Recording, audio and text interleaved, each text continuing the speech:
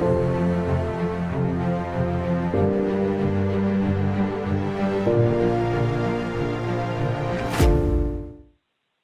right, Abe, I think we've got you audio and video now. Awesome. And you can hear me okay too? We can hear you. Fantastic. So I want to thank everybody for joining us today. I appreciate you taking some time with myself and Abe as we are going to talk a little bit about what opportunities may be out there lying for MSPs in the mergers and acquisitions world. So let us kick this event off. I want to start first by introducing the third person that you've seen on our screen, and we've got a new addition here at vCIOToolbox. Rachel Lauren James has joined us as the Director of Community, so she'll be reaching out to each of you that are within our community today and kind of introducing herself formally. But she's going to be primarily helping out in running our Facebook community, which we've recently changed name from vCIO Pros to MSP Customer Success Group. As you guys know, vCIOToolbox, while certainly accommodating vCIOs at the core, we've really started moving into a strategic account management platform where we're really focused on the customer success journey and how we're going to make sure that we stay engaged with our clients post onboarding throughout the life cycle and make sure that that one area of contact doesn't just lay resident at our help desks. So I'd like to welcome Rachel and thank her for joining us. Yes, thank you, Brian. I'm very excited to be joining your community. Rachel will also be handling our Q&A today. So as questions come up, as you've got things that you'd like to ask Abe as we go through our presentation, please feel free to put them in the Q&A section. And if you're open to it and want to come on camera with us, we'll be opening up the cameras for Q&A a little bit later as well. Final thing I want to share before we step into our presentation today, for those of you that are vCIOToolbox customers, you may have noticed that we had a big release go live on Monday this past week. And for those that want to learn more about the features, we'll be doing a deep dive next Thursday at 12 p.m. So invites will come out for that after this. But certainly if you haven't explored the new release yet, jump in the platform. You'll see that we've done a lot to really help you move through the process much faster. So with that, I'd like to welcome to our conversation today, Abe Garver. Abe Garver is the MSP team leader for Focus Investment Banking. And I'm going to say goodbye for just a moment to Rachel. She'll join us a little bit later.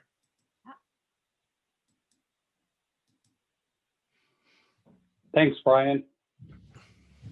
So, Abe, thank you so much for joining us today. Probably could kick off a little bit with you giving a little bit of an introduction about yourself, Focus, and what you're doing out in the M&A space today. Sure, absolutely. Thanks, Brian. Yeah, we're coming off just an incredible 2020. We have worked on, we closed MSP transactions with 22 parties in North America. My background, just briefly, kind of undergrad and grad in finance, have worked for bulge bracket M&A investment banks, Merrill Lynch, did business valuation for a number of years with Ernst & Young, and have spent, I'd say the past 5 years really focused exclusively on MSPs. And this past year, we were the catalyst for 4 different what are called PE-backed MSP platforms, and then a series also of bolt-ons. My firm, Focus Investment Banking, about 70 of us, about 35 bankers, including myself, a research team, and spread out across the U.S. and also part of M&A Worldwide, a consortium of M&A investment banks in 40 different countries. So, Abe, maybe you can tell us a little bit as MSPs, a little bit about what a PE-backed platform is and what that really means to the MSP community.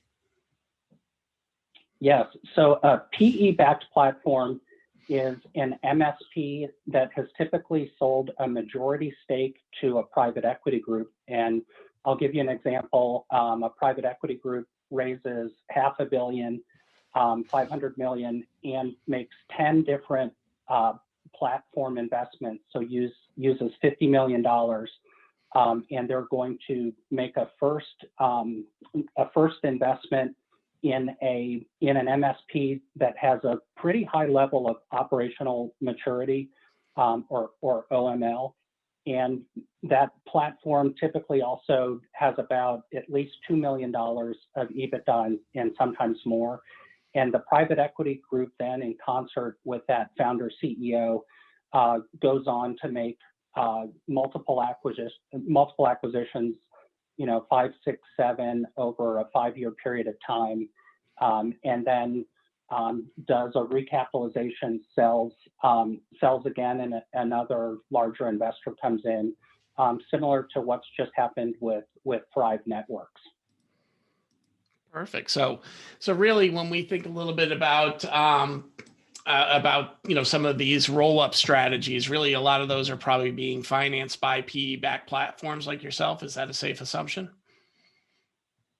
Yes, it's common that, when just the dollar amounts that are involved in some of these transactions as they go forward, many of the founder CEOs have 80-90% of their wealth tied up in their business, and it makes sense for them to kind of remove some of that risk by bringing in, and they will still participate in helping select and decide which targets, what companies to acquire, and they will participate kind of pro rata to continue to have their same ownership in the business if they like, at their discretion. But they start to use kind of other people, their partners' money to pay for a lot of the equity in the businesses that they're buying. So it propels them kind of into the next level to work on larger transactions. And at this point there are 60 PE-backed MSP platforms in the country. And the page that Brian has up is a review of this past year. So as I mentioned at the outset, we were involved in transactions with 22 parties, and you'll see logos of both buyers and sellers. And let me call your attention to a company that I'm a big fan of, which is ICS. It's up at the top as a buyer on the left, and also on the right-hand side as a seller. So ICS, it was a business of about 100 employees based in Endicott, New York. We helped Kevin Blake, the founder and CEO, we helped him select a private equity group that made what's called a platform investment. And that transaction closed earlier in 2020. And then we turned around and helped Kevin as an MSP buyer. There was a company, Acuity, that's on the left-hand side. So first we represented Kevin in the private equity transaction, and then we represented a seller, Acuity, that Kevin's company, ICS, with Clearlight, the private equity group, you see it right below, made an acquisition of Acuity. And Kevin was 100% involved in finding, helping find target, finding Acuity as a target, and Clearlight provided a lot of support. So Kevin had made 3 acquisitions prior to becoming a platform on his own. When he joined Clearlight, he had basically, Kevin's experience plus Clearlight, the private equity group. Within just over a week of my getting hired to sell Acuity, we were in a position for Kevin and Clearlight to come in. They had negotiated, signed a letter of intent in 7 days, which is just incredible that Kevin has that kind of, resources and skill set. And there's no financing contingency because of Clearlight and lenders.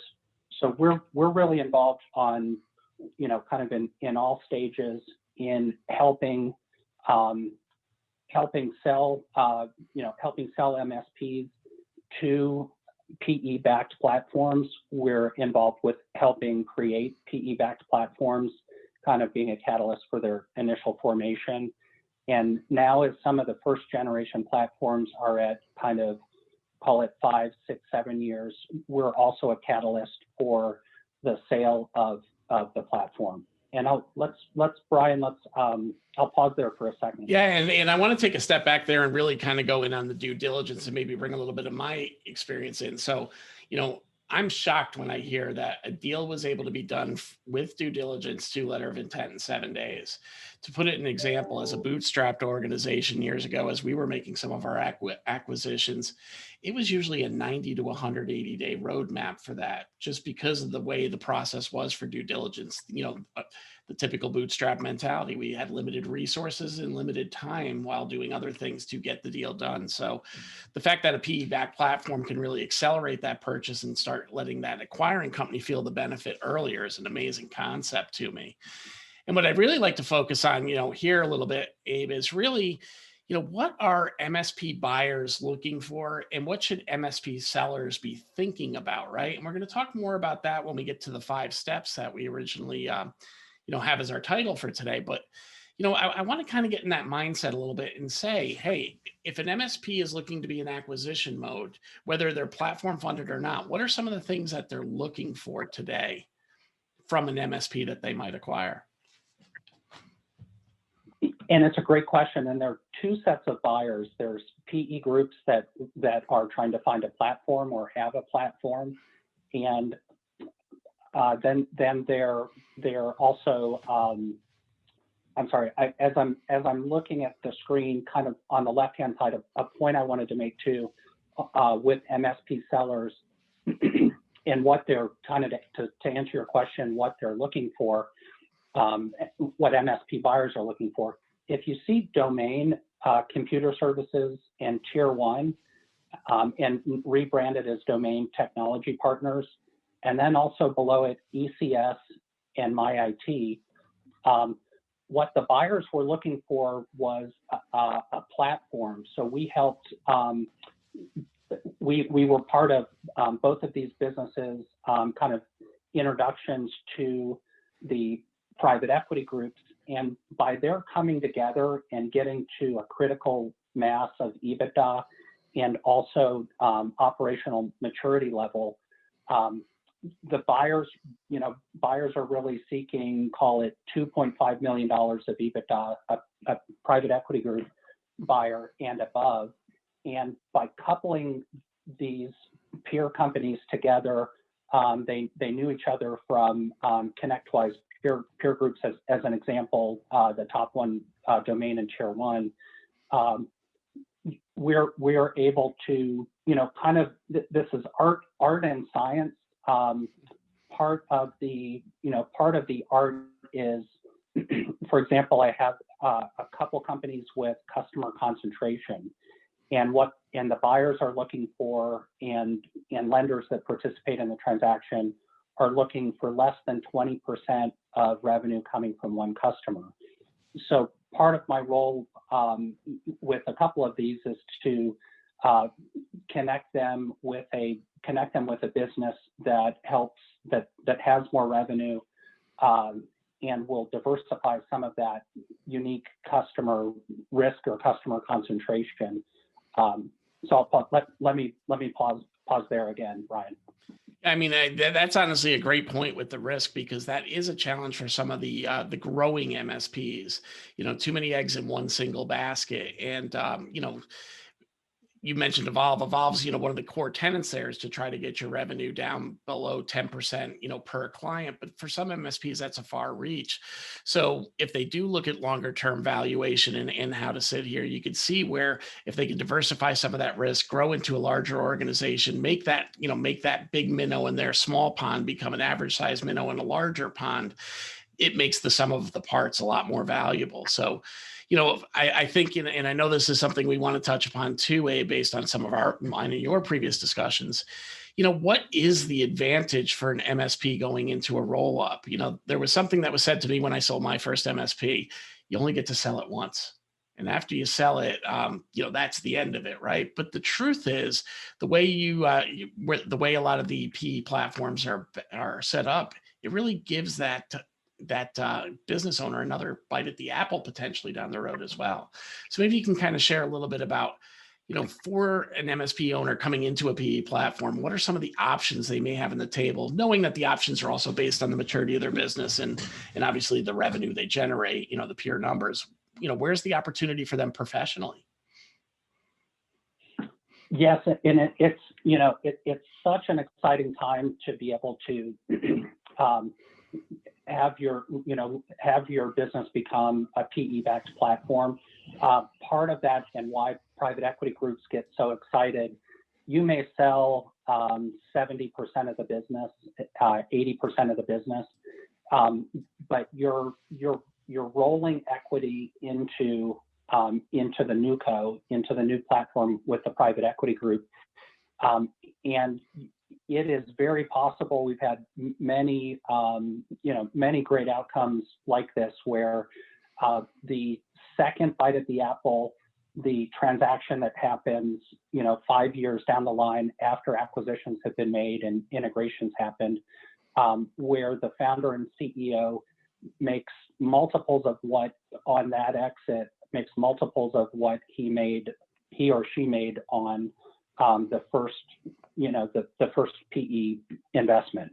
I mean, the private equity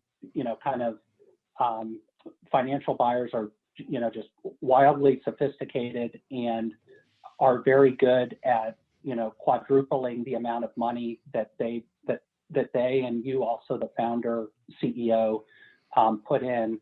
An example, in a $30 million transaction, a seller rolled 10%. You think that would cost $3 million, but with the leverage that and kind of low rates that the private credit lender could put in, because a private equity group was backing it, it only costs $1.8 million to own what otherwise would have been $3 million. So as you're going through time right now and you own 100% of your business and you think that's great, it's great to own that same share and not have as much of your money tied up in it because of leverage and kind of access to the skill sets of the private equity group that's supporting you. And, if I could jump in there a little bit too, back when we sold our original MSP, we sold a portion of it and merged in with a data center concern that was owned by a decent sized parent company, but still a private entity, right? So the challenge we ran into, and I'll put out the date, it was 2008. And all of a sudden things changed, and our parent company basically came to us and said, look, you guys need to find a new partner. While we're not going to kick you to the curb, and we'll certainly be able to sustain the revenue, the growth plans that we originally put together will not sustain, because we're not in that, we're not a VC, we're not a PEG, we're a business that was looking at this as an investment, and we think we can get return on our investment today. So I think what you can see too, as an advantage in this type of arrangement, if you're moving into an environment where you're partnering with a PEG as part of that platform, you could probably safely say that money is going to remain there, because they're looking for a multiple turn on, a real return on investment. They're not looking at, hey, can we get out of this thing break even or not at a loss, like sometimes a private corporation buyout would look like. Would you agree with that statement? Yes, absolutely. And that's a critical thing to consider, because, hindsight being 2020, I might have taken the money instead of the equity. Yeah, so true. So with that, let's talk a little bit, maybe as we kind of segue into the tactical piece of life here, how do these deals really get put together, and what does a right deal look like? Talk a little bit about what the buyer's looking for in terms of management team. I think that's one of the things that's often overlooked in these too. The PEG's not just looking for the product. The PEG is looking for managers of those resources that can, with focus and not having to take care of everything that's usually on the business owner's plate, really focus in and become true leaders. Would you agree that that's something that's really a high criteria for a lot of these platform buys as well? Yes, I mean, it is,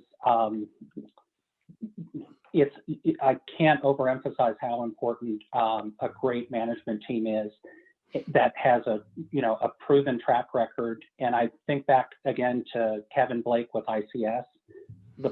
He is that's just a poster child for what a private equity group is looking for. He had experience doing M&A transactions, had some successes. Also important are the attempts and transactions that don't close. A lot of, I think, what's learned in that process is invaluable. So the private equity group is really looking at, you think if they're going to make, with their 500 million, they're going to make 10 separate platform investments. And it's a group of 20, 25 people. They're not going to run the daily operations of the business. They'll help and be part of on the board as an ongoing advisor, helping look at targets. But they're really looking to have a leadership team in place that's good at growing the business organically and inorganically, ideally, because that's part of the growth story. So valuations, we did this with a transaction last year. I had a seller that wanted to transition after 6 months. So we worked with the seller and the buyer to recruit talent to help, kind of replace that hole that was there. And in doing that, it made the business worth more money. So definitely having a management team is wild, that wants to roll equity and be involved and take the business to the next level. All things being equal, but I would say some get passed up if they don't have that, to be a platform if they don't have that, kind of management team in place and leadership team that's kind of exceptional. The slide that we're looking at on the left-hand side, the initial goal of a lot of MSPs is to get to the level of EBITDA, which that's a fancy word for cash flow or profits, earnings before interest and taxes plus depreciation and amortization, kind of a lot of accounting finance speak. But basically, if the initial goal is to get to $500,000 of earnings, and at that point, PE-backed platforms become very interested, and many of you, your phone is just perpetually ringing with these 60 platforms that are looking for a strategic fit in both capabilities, your geography, kind of, et cetera. And then that middle bucket are the private equity group platforms, kind of 2 to call it even 6 million of EBITDA. And from a valuation perspective, you see that step up from 5 to 8 to 8 to 10.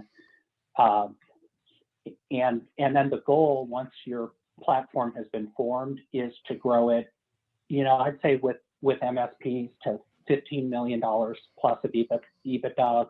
One recently just traded that was north of that, and the valuation multiples go up, so that even if you're able to roll some equity into the PE-backed platform, and you roll it at, let's say, 7.5 times EBITDA, when you and your partner, your private equity group partner, are exiting down the road 5 years from now, it's not out of the question that same amount of EBITDA, the business is going to be more efficient with size, with acquisitions that you've done.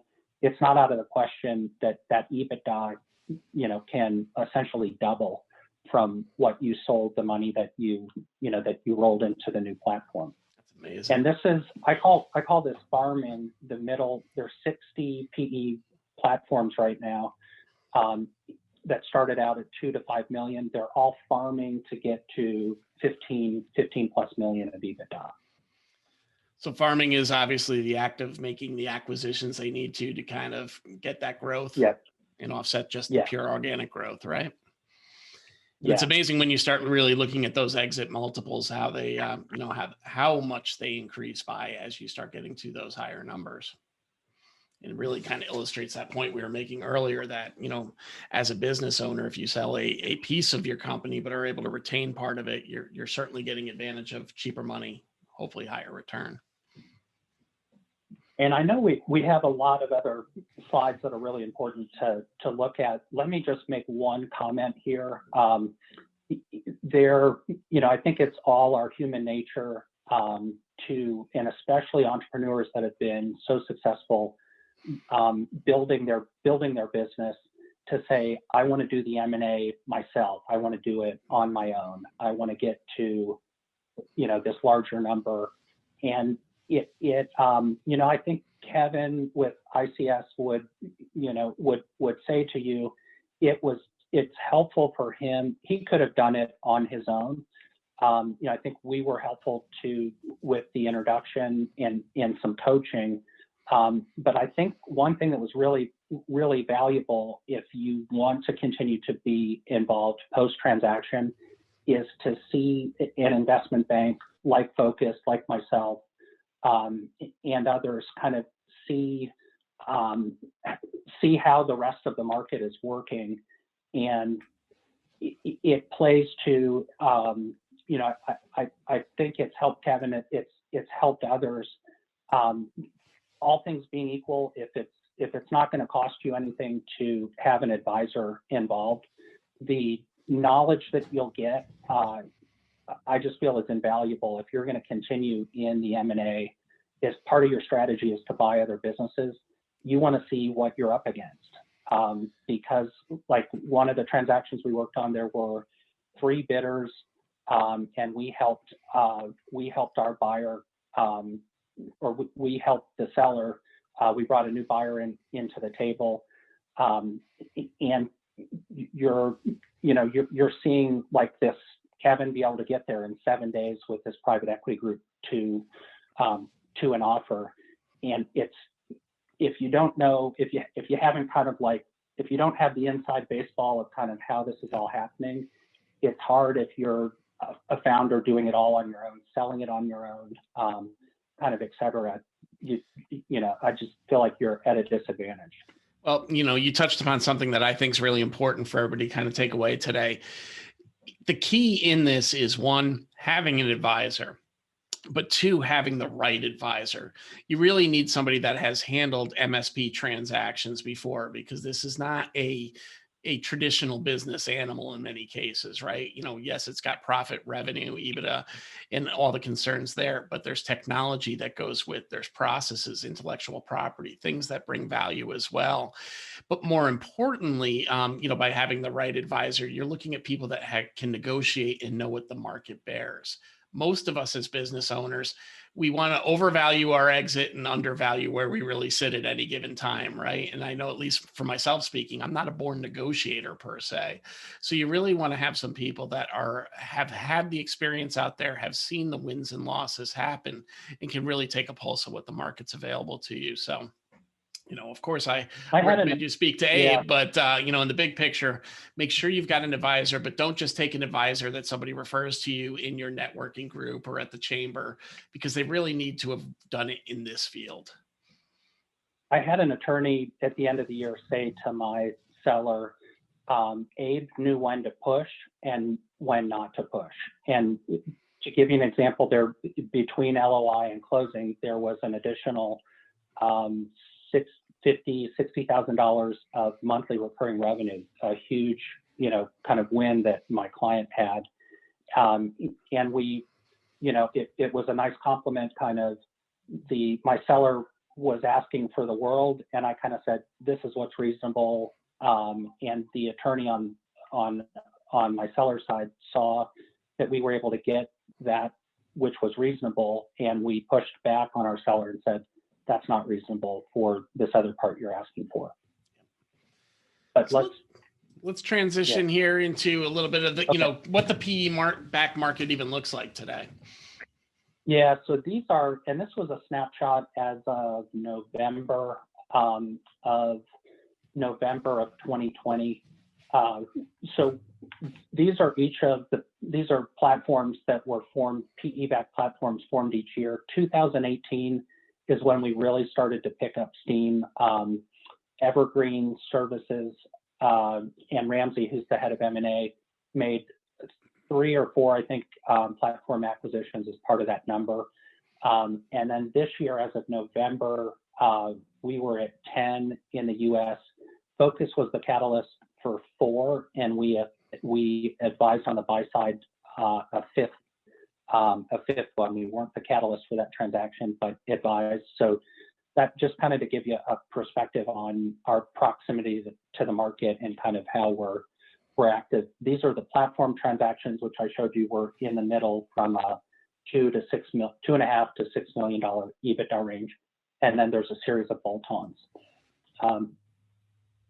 Okay, so with that, we can probably move into what most of you came here for today, and that is, 5 ideas that you can take home with you to really work on increasing your valuation in 2021. And I think it's important to really state here, the valuation doesn't mean that you have to be at exit time frame. These deals take time, and you can't get yourself ready for a sale overnight. So what I'm hoping Abe's going to show us here is a couple different things that we could take no matter where we are in the state, what stage we might be at today in looking at mergers, acquisitions, and what side of the fence we might be on, the buyer or the seller. And here are the 5. Yeah, here are 5 ideas, and I'll go through these. Go through each of these, and we can pause on any of them. This again, my number 1 suggestion is join the IT Nation Evolve peer groups by ConnectWise. There are now 600 companies that participate in those peer groups. Again, I think back to ICS and Kevin Blake. Kevin is really well known and liked in his peer groups, other peers around the country. And it's just these peer groups have been invaluable to our business because historically the MSP has had a geographic focus. And Kevin could be in a peer group, as an example, with somebody that was on the West Coast. They could trade best practices. They can, kind of hash out what are the best technologies to have in your tech stack. And their relationships basically that are built through there that can become an M&A pipeline. A couple of the transactions we showed you before were peer group members that were close from a geography perspective getting together.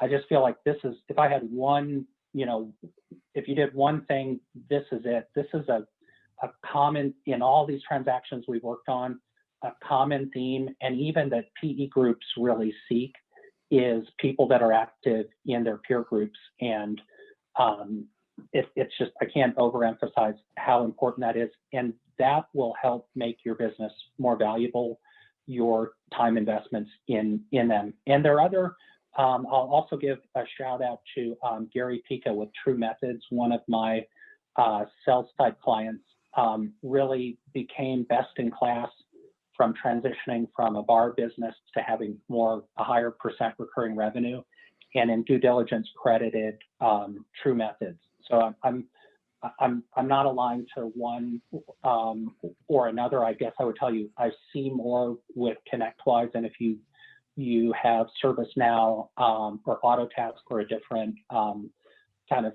platform, you may not be in that ConnectWise network. But that kind of leads me down to the second one, benchmarking the service leadership. ConnectWise just announced at the beginning of the year they acquired Service Leadership.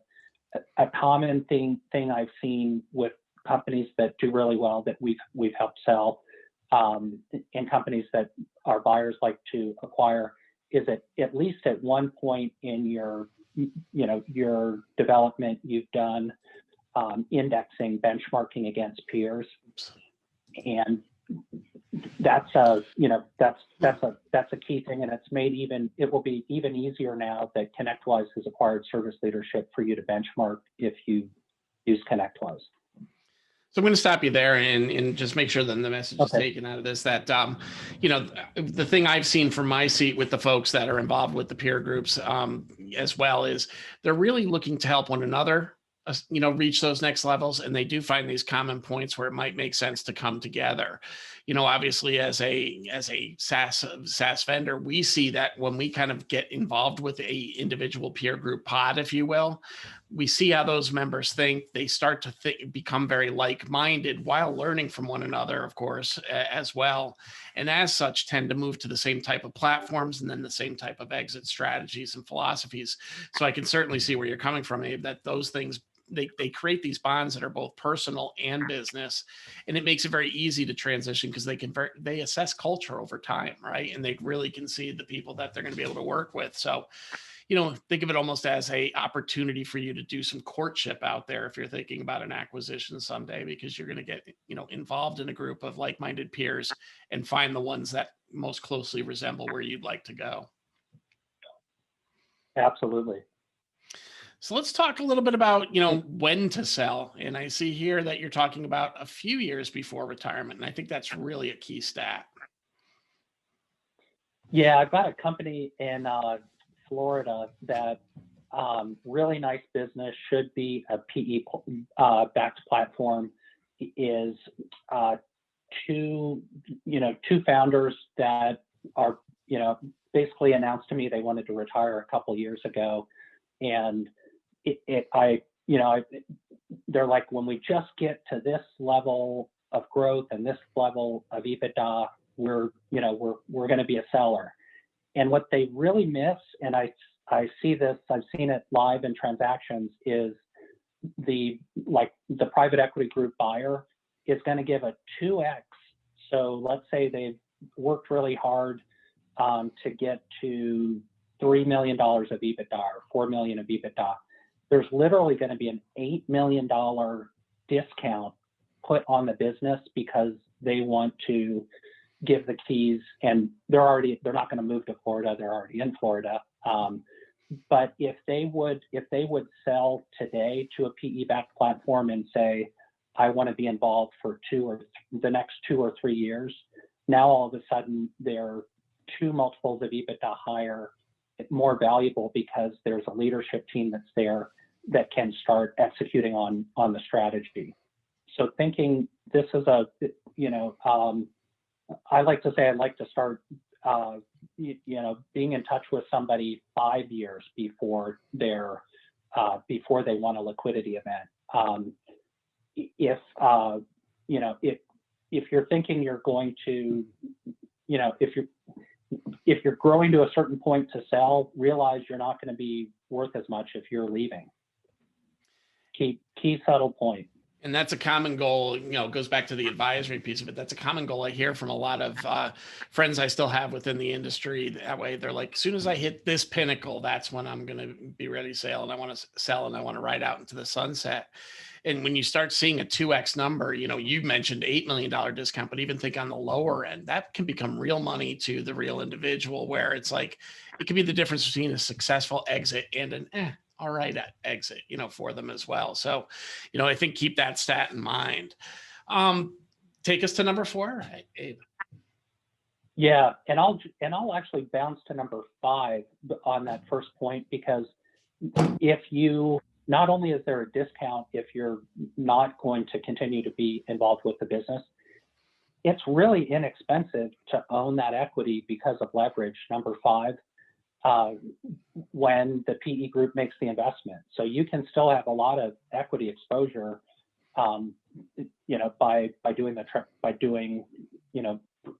pursuing that path.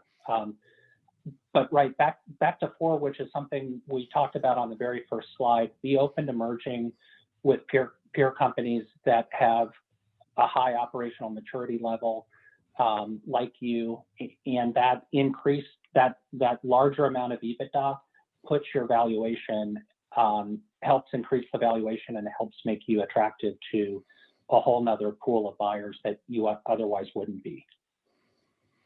Beautiful. And I want to take a moment to go to number 5 again and really say what if I'm hearing you correctly, what we're really talking about is, hey, as the private owner today, I'm already working on sweat equity. Basically, by making this transition into the larger opportunity and getting a second bite of the apple, that cheaper money is really not cheaper money. It's in exchange for some of the sweat equity I'm giving today for a little bit longer period of time. So it's really, think of it in those terms. If you're willing to, kind of roll up your sleeves for a little while longer, you can really maximize your exit. And the private equity group's goal is to make 4 or 5 times their money. And you're investing alongside the private equity group, and so you've now got a fan and big resource trying to quadruple your money that you're rolling. It's really a nice position to be in. Beautiful. So let's transition a little bit into some of the case studies, if you will, of what you've done. We've got about another 5 to 10 minutes before we want to open up the Q&A. So let's talk a little bit about some of these purchases you've been involved in and what it really meant. Okay, so during the discussion, we've talked about ICS, and we helped it become a platform, and then have helped with a recent acquisition. And we can just so we're not monopolizing all the time on ICS. It's an incredible business that we're excited to continue to be involved with. I know we have 5 examples here. Let's move to the next. So this kind of right after. So this is an example. This is the business. Actually, we'll continue to talk about ICS. This is the business that ICS acquired, our client Acuity, and Acuity had received, the market's so hot. Steve had this business for 32 years. At the end of last year, he received 3 unsolicited letters of intent. I also got to know him through a buy-side assignment, and had a buyer that was very interested in him at the time. And because we had a lot of information and knew a lot about the business, that was one of the reasons we were able to quickly, as Kevin, as ICS and Clearlight looked at it, they were able to make a decision quickly because they liked the cultural fit, and they really had a lot of due diligence that was already available for them to be able to make a decision. And awesome. let's move on to see who else we got here. Yeah, this was a really neat situation. Mo has a 365 Labs, a SaaS software business that he started working on about 4 years ago, and wanted to be able to spend additional time doing that and still be involved in general informatics. And we were helpful in helping add leadership to the team to make it super attractive to a private equity group like Rosewood that made the investment. Don, who Brian, was recruited as president of the business. And this was also neat. We got hired, and within 24 hours during COVID, I was down in Baton Rouge in Mo's office, putting 4 buyers on the phone with him by Teams, and presenting 3 preemptive offers from 3 of the 4 buyers. And we then, within 40 days, negotiated and signed an LOI with Rosewood. And they're actively working to make acquisitions. They've got one, I think they're in letter of intent with right now. We showed them 7 yesterday, and may work on the buy side to even, kind of continue for them to have a lot of options to choose from. But this is the beginning of a 5-year or 5-year plus. It's actually a family office, Rosewood, so they don't have a need to sell if they don't want to, kind of in a 5-year time frame. But super neat experience. So let's talk a little bit about Data Prize. Yeah, DataPrize, just really great business in the Mid-Atlantic, has been for years one of the highest ranked MSPs in the country, focusing more and more on the middle market. And we were very fortunate to get hired on the buy side right after their investment from Trinity Hunt Partners. And we continue to make, as we do with all our clients, just long-term investments in these businesses. And DataPrize has been a great partner. And that's an example of kind of working once the platform investment is made. It really, we showed them 58 targets in the span of 6 months. They signed 23 NDAs. So just the volume of targets you can look at, and you can pick from the best of the best. This is another luxury of becoming a PE-backed platform, is you can hire an M&A advisor like us, and just really build out a neat business with exactly what you're looking for. I don't want to diminish it, but it's almost like speed dating for MSPs. You can really get in there, and find the match from a big pool. That's awesome.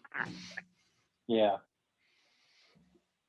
And this next one, I'm not disclosing the name of the seller, but this was the one where the attorney said to me, the seller's attorney said to me, you really knew when to push and when not to push. And this, this client said, with them, / Abe negotiating the deal, I was able to get a price almost 50% higher than I thought likely. Like, it's really important to have somebody negotiating on your side. Simple things like, it's not simple. The net working capital, target net working capital in the transaction, if you as the seller, I will pay for half of my fee just by negotiating your target net working capital correctly. If you don't have somebody on your side doing that, it's not a fair fight against a private equity group and, kind of PE-backed buyer that you're selling to. But that, kind of a fifth example, and would love to open it up for questions. So in terms of questions and answers, guys, raise your hand. Let us know if you'd like to come on and ask Abe a question. If you're shy, feel free to drop your question into the Q&A box. But I certainly, no questions will be overlooked. We'd love to hear what you're thinking and see how we can help you out. In the meantime, Abe, as we're looking to see if some questions start rolling in, love to thank you for joining us today. It's amazing when you start thinking about the opportunities that are really available to you at the end of the rainbow, for all the effort that you've put in. And I think it's a lot different than it was even for me, 10, 12 years ago, in terms of really finding opportunities that exist out there that go beyond the norm. And, the PE-backed platforms, as you said, are really 5 to 7 years old. It's really opened up a new set of options to a lot of MSPs. So got a couple of questions here. Let's see what we've got. So we're a full service MSP and also have a complementary software startups.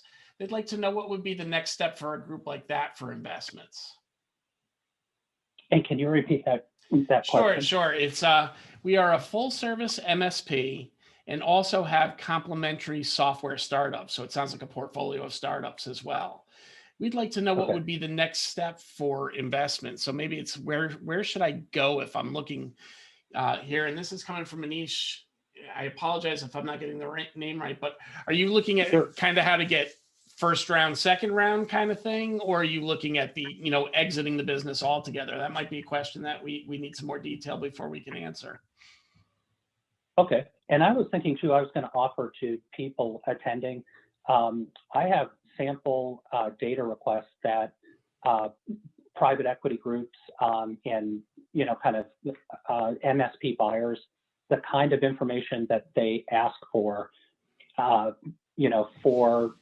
to get to a letter of intent. And that may be, I would say to that question, we could quickly in a conversation, 15, 20-minute conversation, kind of figure out where you are and kind of what options are available to you.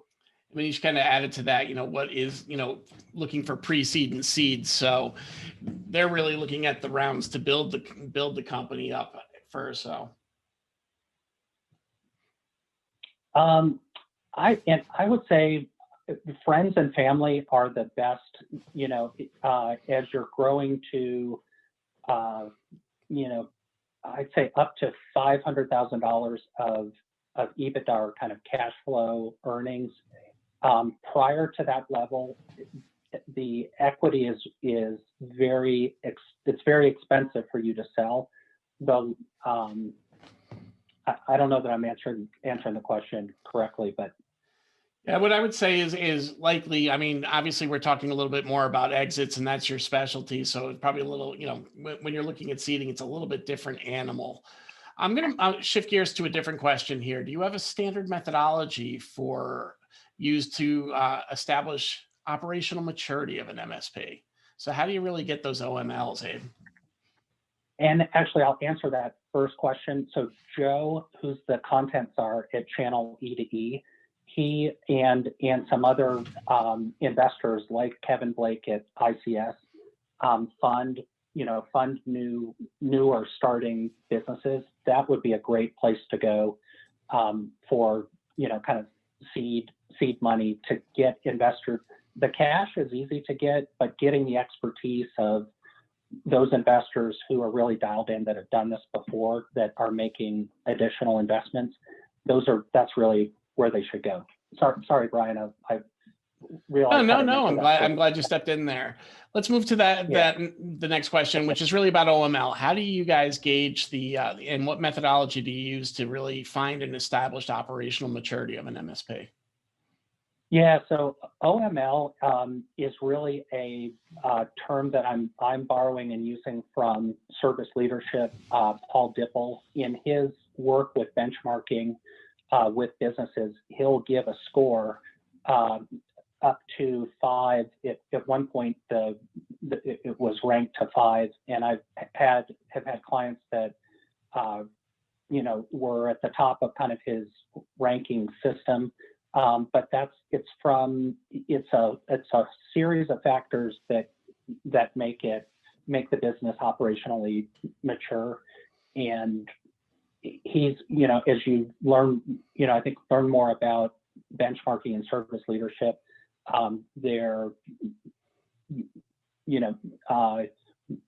we can answer that question better directing it to service leadership. So the short answer is engage with service leadership, start working on your OML, and you're leaning on kind of the results of that to really make your assessments of where there might be good fits for some of your buyers. I do in general. I mean, one big output of the operational maturity level is percent recurring and also profitability, especially the profitability. So it's kind of as I'm seeing a leadership team in place with multiple years of experience that's good at growing revenue organically. It's from its financial statements, it's producing a lot of, as a percent of revenue, it's producing a lot of revenue and is recurring. And the business has M&A, has some M&A experience. Those things are what I look when I think about OML for my purposes. It's nice to have that score, but there are many factors that go into it. Right, and we got a lot of great questions rolling in here, Abe. So I'm going to stop you there so we can hit a couple others and get some folks covered as well. Yeah. What types of services do you see higher or lower multiples on? For example, managed services versus hardware as a service, as an example. So does the monthly recurring revenue mix matter? I guess that's probably, at the core of that question. Absolutely. And we could, if it's okay, let's put down this last slide, and just so you and I talk, Yep. There's a great, let's see, there's an article that Channel E2E wrote. They interviewed Ramsey from Evergreen Services, about hardware as a service, and kind of it's how buyers think of it from a valuation perspective. And I would refer people to that article. It's really, really well done from the perspective of a buyer. I would say in general, like I have a Southeast MSP with over 5 million of revenue that has a very high hardware as a service component, and it's not particularly attractive to buyers because it is a it's kind of another. I mean, I'm overgeneralizing, but it's kind of like if you're a VAR, you're selling product. Instead of selling the product, you're going to lease it to somebody over an extended period of time.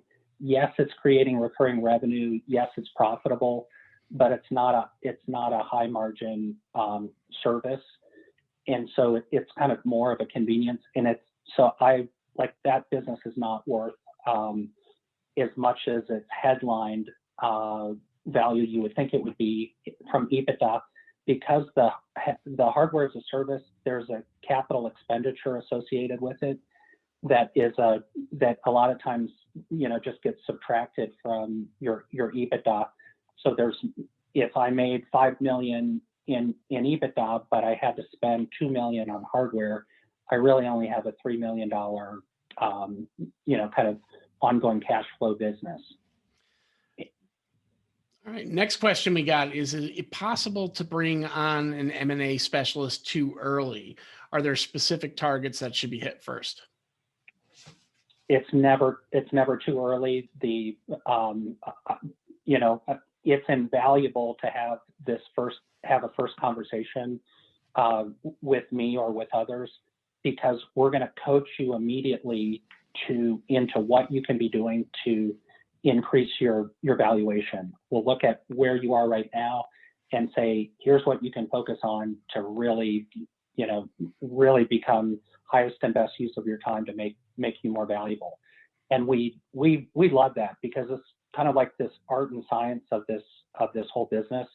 Like I feel really blessed. I wake up in the morning and I have a deal idea from all the different, I've had target profile calls with in excess of 200 different MSPs, and there are over 2,000 that I follow, and knowing when to, which ones should be combined. It's just, myself and other kind of advisors, we can't come up with these great, bright ideas if we don't have the inputs, if we don't have information about your business and kind of where you could fit nicely with somebody else. Like this week, I woke up 2 days ago and said, aha, this company with major customer concentration that's taking its value to 7x, I can put it with this other company that's got bidders at 10x, and it lose its customer concentration problem. And I just added 3x of EBITDA to the right, with the right party. I do want to say we're at the top of the hour. Do you still have some extra time? Because we do have 3 or 4 more questions, and I have no problem going a little bit longer for those that want to stay. For those that do have to jump off because of other pressing engagements, we'll be following up this video today with a link to the video. Plus, I'll be including all Abe's contact information in that email for you as well. So if you do need to drop off because you're at the top of the hour and you got your next Zoom session, you will be able to get in touch with Abe after that, and we'll be able to get you links to the video. With that said, for those that want to stay, I've got a few more questions here. And this one, it says, Abe, if you found a peer to manage with to get EBITDA in the 2 million plus range, would those two companies need to be merged and integrated first in order to get that 8 to 10x platform evaluation? So I'm sure it's not as simple as just taking two companies and saying, hey, we can buy these two P&Ls independently to get that kind of valuation together. I'd assume there'd be some integration, would there not? It's an awesome question. So 2 of the 4 platforms we were the catalyst for last year One was a simultaneous merger and close. So the merger took place the same day as the private equity group investing. And the second one merged 60 days before the private equity group made the investment. But they were already on the path to merge and saw multiple bids, and it had been peer group members, I think, for 7, 8, 9, 10 years, same tech stack, close from a geography perspective.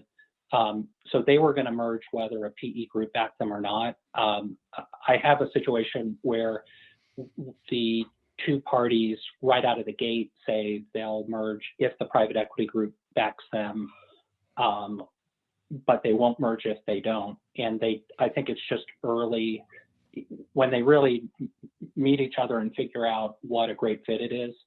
I don't want to be involved in transactions where, unless the management teams are passionate about joining together, those are everything that we're about. It's not a financial engineering is a benefit of this, but it doesn't. The buyer would see right through that. We would see right through that. We want to help when there's a real compelling business reason to be coupled. But yes, that can all happen in a cashless merger. There was an example, Iconic IT got coached by Paul Dipple.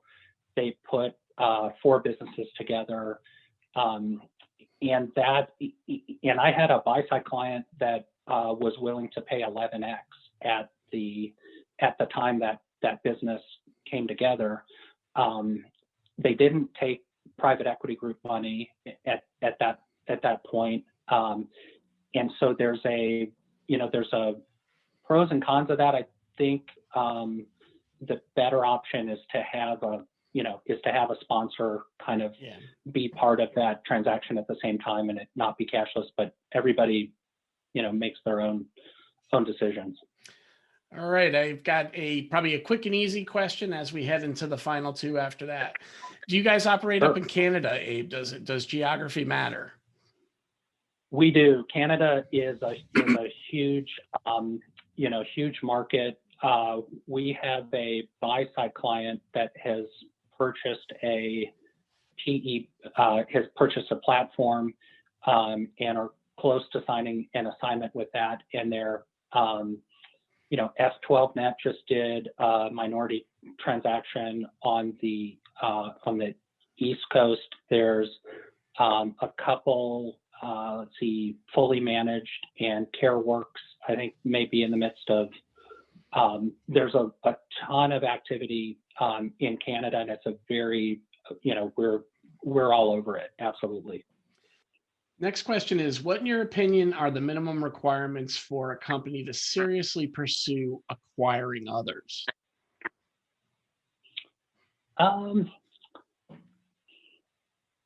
think it's never too early. I have an example of a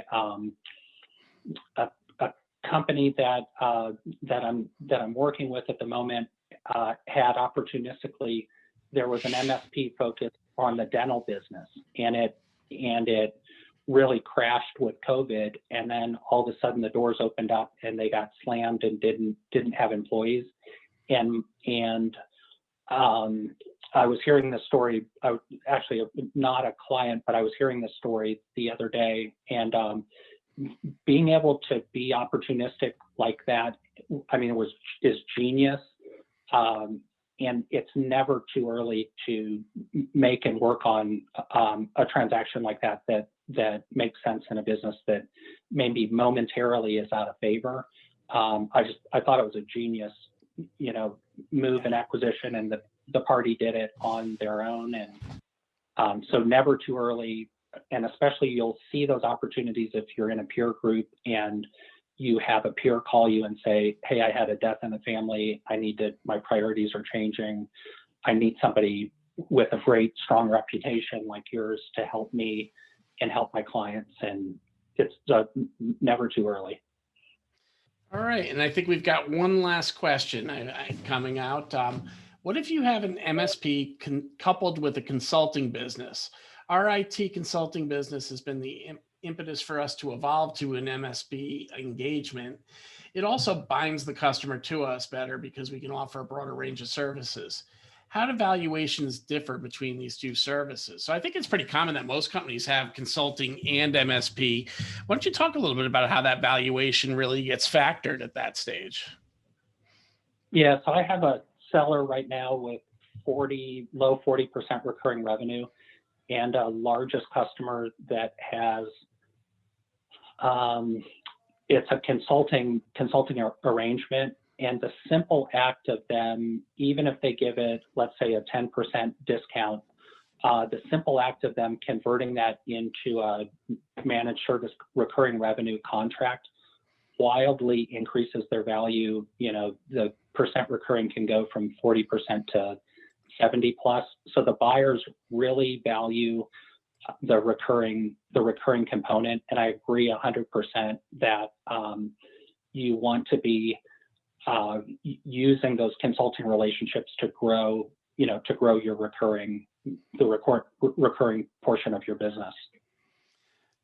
Well, that's perfect. I mean, having come from a couple of these in the past, the real reality of it is project work is project work. There's no guarantee that that project work is going to continue, but managed services revenue, because it is recurring by nature, there's kind of a long tail, and you'll be able to figure out, what the long-term lifetime value of a customer is. So you can see where that value differential is, right?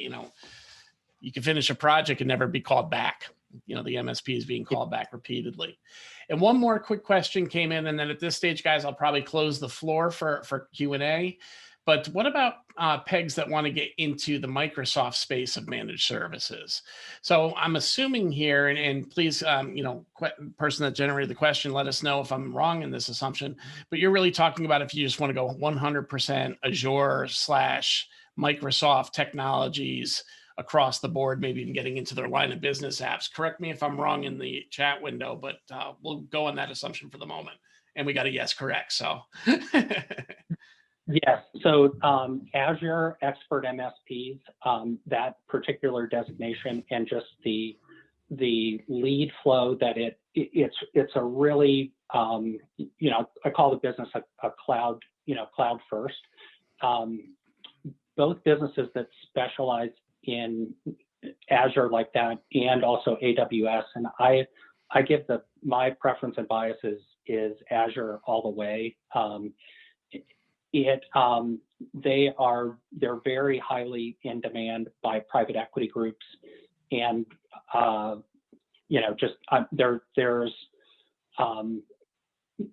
it's easy to find it's easy to find a private equity group that wants to pursue that. You think of everything that we run, Microsoft 365, Teams. Kind of all of us use so many Microsoft products, and to have it just intuitively to me is logical that Microsoft, Azure, and an expert Azure Expert MSPs are invaluable. And if I can add to that need. Yeah. If I can add to that need, I was a speaker earlier today at a conference that was really focused more on CMMC. And one of the things that is really coming true is if you can gain expertise in building clouds that adhere to the regulatory standards that are out there governing us today, there's a humongous need as we move to a more cloud first, type of operation, and really seeing large companies starting to go, without data centers. There's a real key for that. So if you're entertaining that, you might want to do the research, because it's coming, and it's coming hard. I'd like to thank everybody for joining us today. Of course, first and foremost, Abe, thank you so much for joining me on this month's learning session. I know in the backdrop right now, Rachel's with us. Again, I want to welcome her to our team and encourage you guys to get engaged and reach out to her and say hi in our Facebook community. And I'll close with, I hope you guys are liking these learning series. We'll keep bringing additional professionals to the table. Next month, we have OSR Managed joining us, and they're going to focus a little bit on virtual sales management and and why sometimes that first sales rep you bring on doesn't succeed. So we hope to see you there. In the meantime, there'll be recorded links going out to each of you from today's session. And with that, I'll include all of Abe's contact information. But before you leave, Abe, if you'd like to share your contact information, let's do that now as well. Okay, sure. You can reach me at abe.garver, Garver, at focusbankers.com. And I wanted to say too, Brian, to you, just a shout out. I'm so delighted to be affiliated with you and your business. I've had clients of mine come to me and just rave about your product and you personally, and it made me very comfortable wanting to be affiliated with you and your brand. And I think you and I both look at this, approach this the same way. We view ourselves as part of a community of MSPs, and I'm really looking forward to the future of being part of. Well, I appreciate that, Abe. For those that are my customers on this call, they know my feeling is really very simple. This community was very good to me for a number of years. Now I'm trying to give back by giving people the ability to increase the value in their business by refining a single process. And then at that stage, hopefully they're coming to folks like yourself and finding the rainbow that we're all looking for doing this. This isn't an easy business. It takes a lot of our time, a lot of heart. There's a lot of ways to make money a little bit easier in life.